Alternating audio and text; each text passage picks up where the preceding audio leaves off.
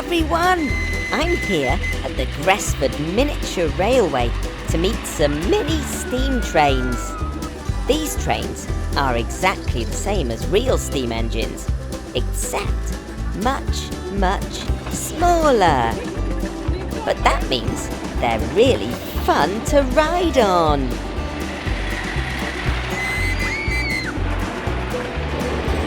The mechanicals didn't want to come with me today. They said they only want to see big vehicles. Those silly mechanicals don't know what they're missing out on. This is David, and he's a model engineer and mini train driver. This is his locomotive, and it's called the Royal Air Force. It took David 12 years to build this special locomotive, and today we're going to send it whizzing around the track. This part is called the tender, and it's where coal and extra water can be stored. Now that David's train is safely on the track, it's time to transfer it onto a steaming bay.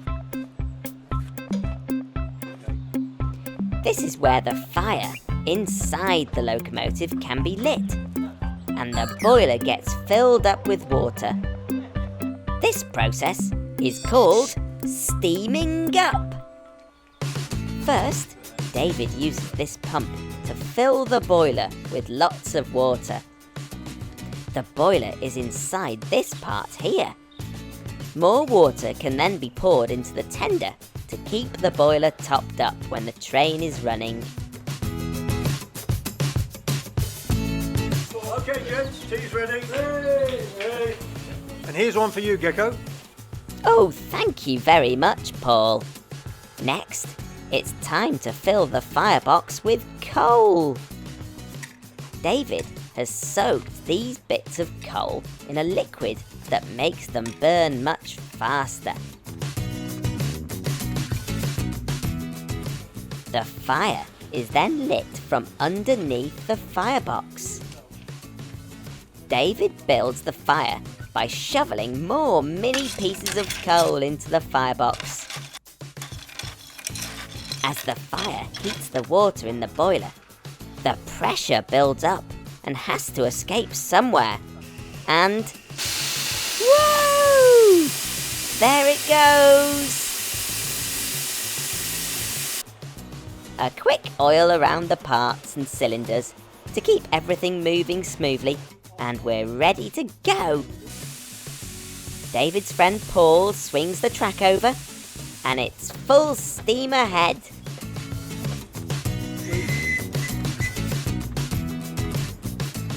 Coal is the fuel for this steam train, and David needs plenty to power the train around the track. A quick stop at the coal store to load up the tender to make sure we have enough coal for the day.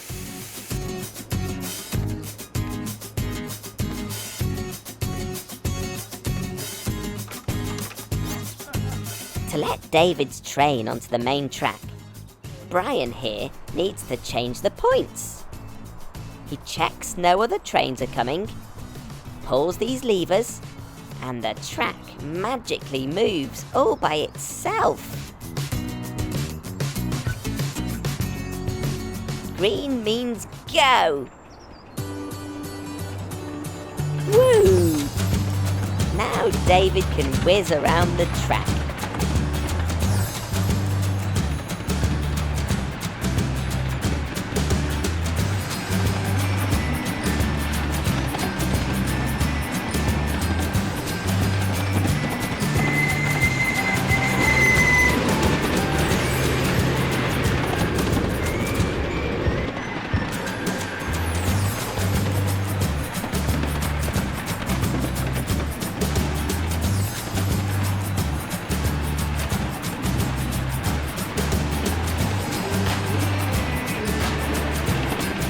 I can't believe the mechanicals are missing this. It looks so much fun. So, David, how do you drive a mini train? Well, first of all, you need coal for the fire. You put the coal into the firebox, and that makes the fire. and the fire boils the water in the boiler, and the steam from the boiled water is then taken off down to the cylinders, which drives the engine. And this lever is called the regulator, and we just turn that and then the engine will start going forwards.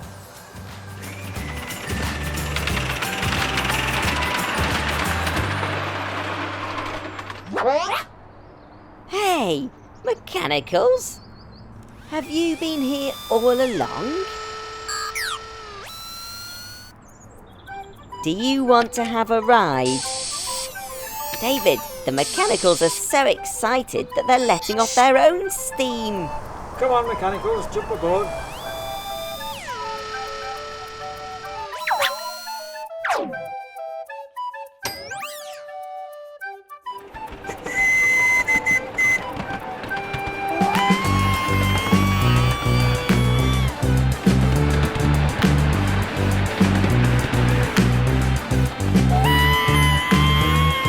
Wow, the mechanicals love these mini trains almost as much as these children.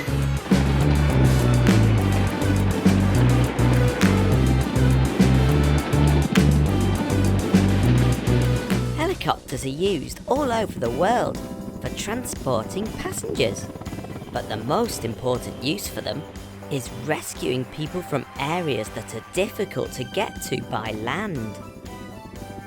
I'm here at Her Majesty's Coast Guard base in North Wales to meet an amazing rescue helicopter and her crew.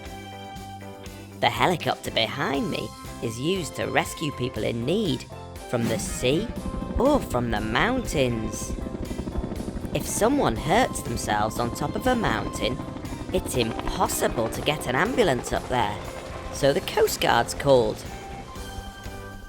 A rescue can come any time of day or the middle of the night, and it sounds as if the crew have a rescue call coming in now. They all spring to action at once. First, they look at a map of the area to check for any dangers and work out the best route. Just look at this amazing tractor pulling the helicopter out of the hangar. Now it's time for the crew to put their special safety gear on. Everything has a purpose. This life-saving jacket will inflate so that the crew member floats in water, and it even has its own air supply, just in case they find themselves underwater and need to breathe fresh air. Then it's out to the helicopter to fly. On board are pilot Mike, Captain Kate, John the winch operator, and Tomo the winch man. It's Tomo's job to get lowered out of the helicopter to rescue someone on the ground. After a few safety checks, it's time for takeoff. This whole process, from call to flight, takes the crew under 15 minutes. Engine start. Look at how fast those rotors can turn. The rotors chop through the air and make everything around them very windy. Whoa! I can hardly stay on my feet. Red Mechanical! Let's use your super slow motion camera to see just how many times those rotors are turning. I love using Gecko Super Slow-Mo, mainly because it just looks cool. But look, a helicopter's rotor blades can spin 10 times per second. Oh dear, are you okay, Red Mechanical? As the rotors spin faster, the helicopter lifts off the ground and flies into the air. Captain Kate controls the helicopter by pointing the rotor blades in the direction she wants the helicopter to fly. Today the crew are practicing their winching skills using a dummy instead of a real person. The pilots skillfully hover over the area just above where the dummy is. Tomo clips himself to the winch, and John carefully lowers him down. Tomo would then check how poorly the person on the ground is, before winching both of them back up to the helicopters safely. Nicely done, team! Back at base, the engineers are always on hand to make sure the helicopters are in the best working order and ready to fly. Safety is the most important thing, and these engineers are the best in the business. It's a real team effort keeping these amazing helicopters flying and rescuing people in need. This is Tom and Kev. Tom's a pilot and Kev is a winch operator. They're going to give us a quick tour inside the helicopter. Welcome everyone to the S92 Search and Rescue Helicopter. First and foremost, very importantly, we've got two large winches here, and these winches have got two strops, and the idea of this is we can lower these down to people in the water or on a mountain and pick them up and take them to safety. So let's look inside now in the aircraft itself. And as you can see, as you come into this helicopter, it's a large space. Here we've got a camera which we use when we're searching for people. This can pick up people on the water, on the mountainside. So when we've picked up our patient, which we've taken off the hoist, we bring them into the aircraft itself, and we can put them onto our stretcher. And they may well be in the stretcher, but this is a lovely area for us to work on them and make them feel comfortable in the aircraft, and we can give them medical treatment if they require it. Once we get to the hospital, we need to get our patient out of the aircraft safely, and the best way we can do that is we lead them and lift them off here, down through the ramp itself, off the aircraft, into the hospital where they can be looked after. Okay, this is the cockpit of the helicopter. There are two pilots, one sits here in this chair and the other one sits on the other side. These are the controls to fly the helicopter. This one moves the helicopter forwards and backwards, and this one moves it up and down, and then there's two pedals down on the floor as well, and that keeps the helicopter straight. We've got two engines and they're controlled on these screens, and then we've got a map in the middle to see where we're going. This double-decker bus has been transformed into a soft play party bus. This is Paul, and he's the driver of the bus. He drives to lots of different places for children's birthday parties. You can have a party anywhere. Here comes the bright yellow party bus now. Welcome aboard the party bus. There are two floors on this bus, a downstairs and an upstairs. Let's climb the stairs and take a look upstairs first. Whoa! It's so much fun up here. There's a tunnel, a rope bridge. These are called biffers and bashers. Hey, Red Mechanical, how did you get in here? Red Mechanical never misses a party. To get down, we can either go back down the stairs, or we can go down the mega green slide. Go on, Red, you can test it out. Woo! When you come down the green slide, you land in a colourful ball pool. Look, Red Mechanical is holding a green ball. This is an orange ball. And here's a purple ball.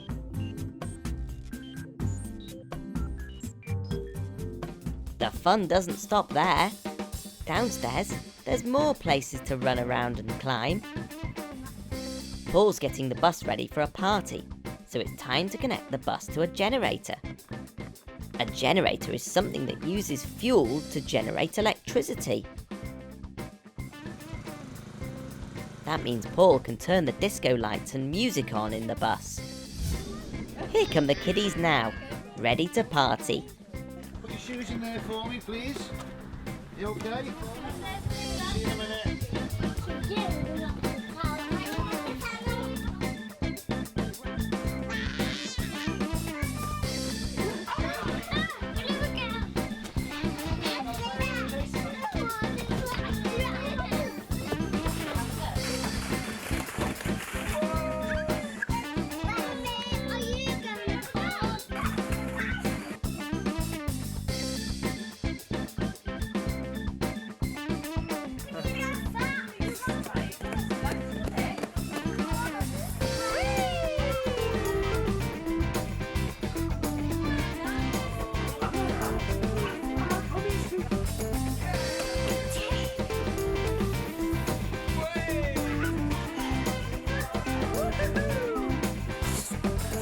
After running round the play bus, everyone's very hungry, so it's time for some party food. These tables upstairs are just right for enjoying some sandwiches. Paul places yellow paper plates on the table. 1, 2, 3, 4. And again. 1, 2, 3, 4 yellow paper plates. Now Paul is placing down orange drinks. 1, 2, 3, 4. And they need red straws. 1, 2, 3, 4. 4 red straws. Yum, yum.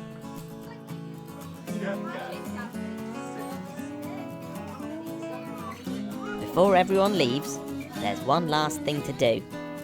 Give out the party bags. We can't have a party without party bags. Some of my mechanical friends are trying to get back to Gecko's garage today, so I think we should go and pick them up on this amazing Arriva bus. Buses are fantastic vehicles. They carry lots of passengers around town and take people to places they need to go. Buses have lots of space inside to fit as many people on as possible. What shape is this bus? Yes, it's a rectangle. Look how many seats are in here. There's 1, 2, 3, 4, 5, 6, 7, 8, 9, 10, 11, 12, 13, 14, 15, 16, 17, 18, 19, 20, 21, 22, 23, 24, 25, 26, 27, 28, 29, 30, 31, 32, 33, 34, 35, 36, 37, 38 seats! Wow! And when the seats are full, there's even places for people to stand. Look, you can hold onto these handrails. And these grab handles too, to make sure you don't fall over when the bus stops. This is Mary, and she's the driver of this bus. Mary's just going round the bus to do all of her safety checks before going out on the road. What shape are the wheels on the bus? Yes, they're a circle.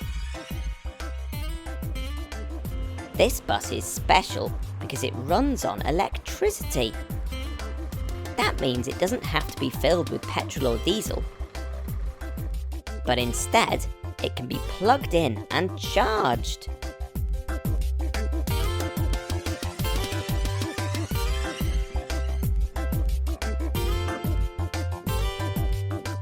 It's got a big battery that stores all of the electricity up on the roof.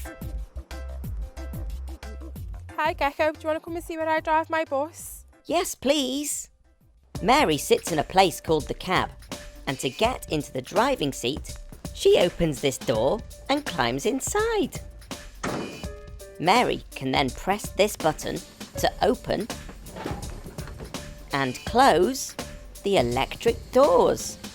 There's lots of other buttons and controls for Mary to press in here too. To start the bus, Mary presses this button. I think it's time we went and picked up the mechanicals. Mary, can I buy a ticket, please? To buy a ticket, passengers give the correct money to the driver and she prints them a ticket. Mary can change the sign on the front to tell people where the bus is going. Hooray! We're off to my garage. Don't worry, mechanicals, we're coming for you. The bell on the bus goes ding, ding, ding, ding, ding, ding, ding, ding, ding. The bell on the bus goes ding, ding, ding, all day long. The lights on the bus go flash, flash, flash, flash, flash, flash, flash, flash, flash. The lights on the bus go flash, flash, flash, all day long. The tickets on the bus go print, print, print, print, print, print, print, print, print. The tickets on the bus go print, print, print, all day long. The wipers on the bus go swish, swish, swish, swish, swish, swish, swish, swish, swish. The wipers on the bus go swish, swish, swish, all day long. The horn on the bus goes beep, beep, beep, beep, beep, beep, beep, beep, beep. The horn on the bus goes beep, beep, beep, all day long. Oh-ho! The doors on the bus go open and close, open and close, open and close. The doors on the bus go open and close, all day long.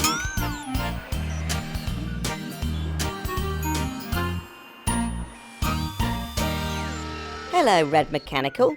I hope we didn't keep you waiting there too long. Come on board, take a seat.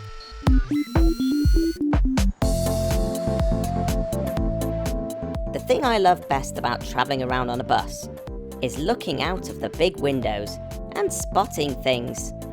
There's lots of different shaped road signs around. This one is square.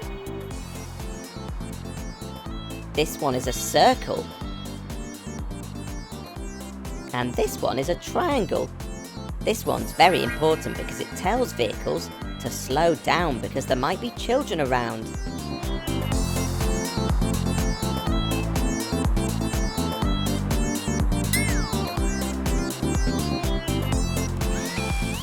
Hello, Blue Mechanical.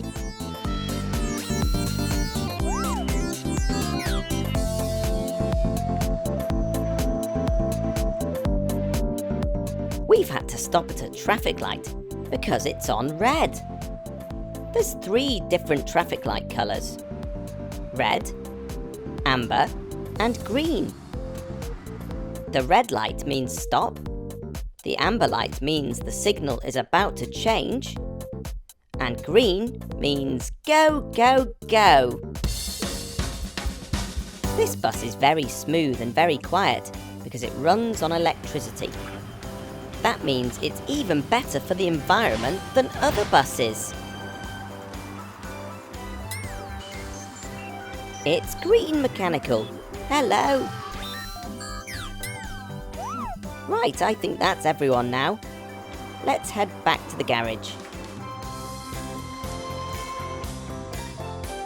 Can you remember all of the shapes we've learnt today? Rectangle, circle, square and triangle.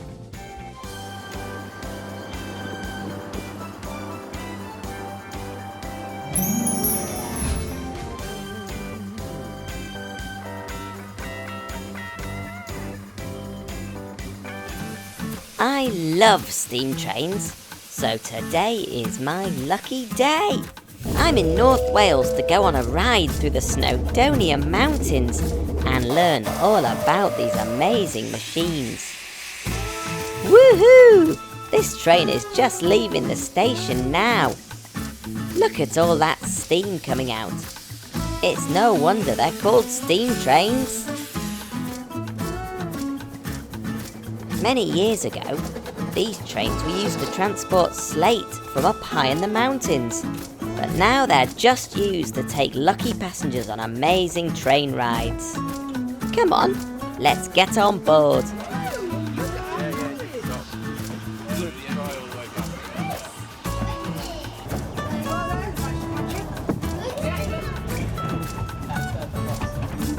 These old-fashioned carriages are very comfy, and you can even get yummy hot chocolate served straight to your seats. This train is the best. Just look at the amazing views out of the windows as we steam our way through the Snowdonia Mountains. Wow, it's beautiful here. We're all very clean and comfortable in here, but I wonder what it's like for the driver in the cabin up front. The part of the train that does all of the hard work is called the locomotive, and it's up to the driver and the fireman to keep the locomotive running and pulling all of those carriages and passengers. Steam trains run on coal, and the fireman has to shovel lots of it into the firebox to keep the engine running. This is Ian, and he's the driver of this locomotive. Ian, please can you tell us how coal makes the train go? So this is the coal we burn on our steam engine. Put it in the fire there. We burn it, and that creates lots and lots of heat. And that heat we use to boil this water. It's just like boiling your kettle at home. It makes the steam come out the top, but we capture that steam and we send it to the front of this steam loco, and that makes us go. To make sure there's enough coal for the journey ahead, the crew have to load up the train's coal from the coal store at the station. This is hard, tiring and dirty work. All of the crew that work on the train are volunteers too, which means they don't get paid. They do it because they love the trains. This is Claire, and she's the fireman. It's her job to load the coal into the firebox and keep that fire roaring.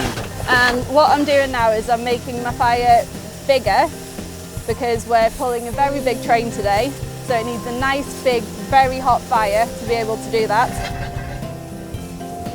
I love steam trains because I just find them magical. As well as loading the coal into the train, it's just as important to make sure the train has plenty of water in the tank, because this is what gets turned into steam, which pushes the train forwards. The crew are topping up this train's tank with water now. Wow, this one's thirsty. Ian, how do you drive a steam train? We drive a steam train by making it go faster like that, and then this is the brake, and this is what we use to stop ourselves. So this lever here makes us go either forwards or backwards. And that is how you drive a steam train. Let's take a look at the different parts of a steam train. Here's the cab. This is where the driver and fireman drive the train and load the fire. Inside here is the firebox, which is really, really hot. Above the firebox sits the boiler, where the water is stored. Because this is right above the fire, the water boils and turns into steam. The steam is then forced down through a pipe and pushes something called a piston, which then drives the wheels forwards or backwards. This is the chimney, which is where the smoke from the firebox can escape. And most importantly, this is the whistle. The whistle works when I pull this handle. And that means that steam is going up to the whistle and making the sound. Ian's connecting a carriage to the locomotive. This is called coupling.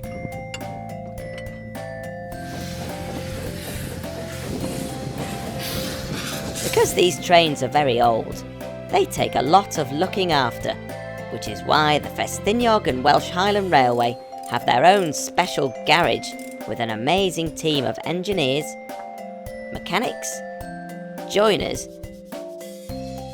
and painters.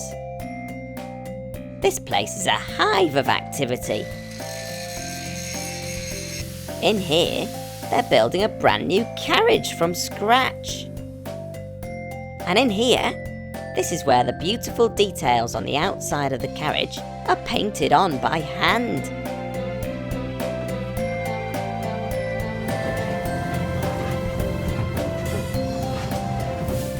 Well, it's time for me to say goodbye to these beautiful trains. Thanks very much to all the team at the Festiniog and Welsh Highland Railway for teaching us all about steam trains. See you again soon. Bye! If you love this video, tap here so you're the first to know about my latest videos. Thanks for watching. Bye!